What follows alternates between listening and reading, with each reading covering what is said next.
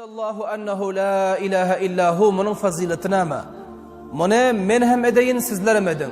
Hiç vakit bunu yadınızdan çıkarma. Hadis-i mübarekede geliyor. Bir adam diyor namazı farzdan son. Farz namazdan son. Okuyup salam verdi mi? Farz namazdan son avvala ayetul kursiyini okuysa. Düğüneme ettik ne? Ayetul kursiyini okuysa. Allahu la ilahe illahu bunu okuysa. Ayetul kursi diyor. İkilenci manaşul ayet okuysa.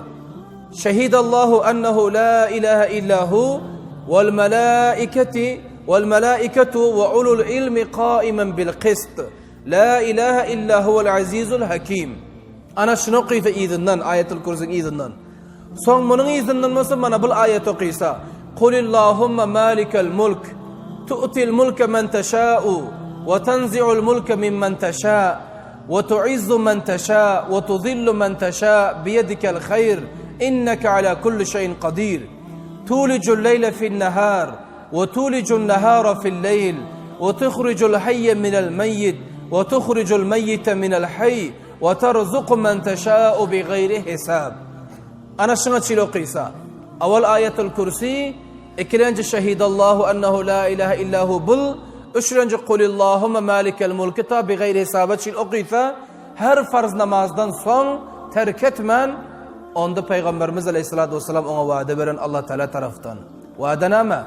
Şöyle insanın 70 tane hacatı pura ediliyor. Kança hacatı? 70 tane hacatın pura oluyor.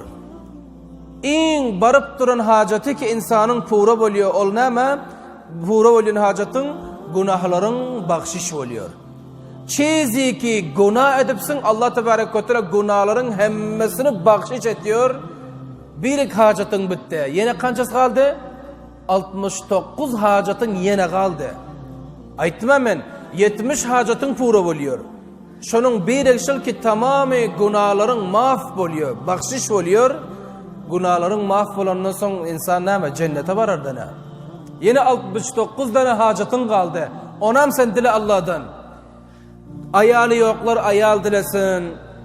Eğer cavan kızlar özüne yaxşı adam dilesin. Bir pullar pul dilesin. Qarzdarlar yankı qarzına Allah'dan medet dilesin. İzzet dile, abru dile, ilim dile, cennet dile. 69 tane hacatın yine kalıptı. Onam Allah Teala pura ediyor. 69 hacatının pura oldu. Yine birik aval ki günahlarından bahşiş oluyor. Onunla kança 70 hacat. 70 hacatın Allah pura ediyor. Ahirem nama? Sen Allah Tebarek ve Teala cennete dahil ediyor. Cennetiysen.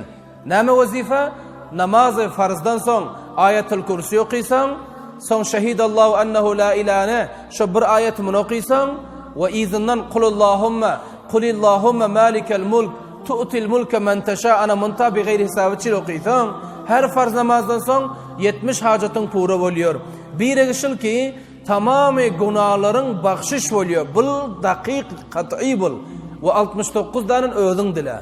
Nâme dilesin gelse dile. Ve ahiram Allah Teala sen cennete dahil ediyor. Ansat mi gîn. Çılını gînalıp merdimin gepine işte biçare kellesini aşağım şödüp işlep karzımız cök deyip gezip yürüyor. Merdim şimdi nâme halatları düşüp perişanlık tartıyor. Dünyanın kıyınçılığını tartıyor. Lakin Peygamberin Aleyhisselatü Vesselam sana vazife veriyor ki ey benim ummetim sen şu işi et 70 hacatın Allah pura etsin.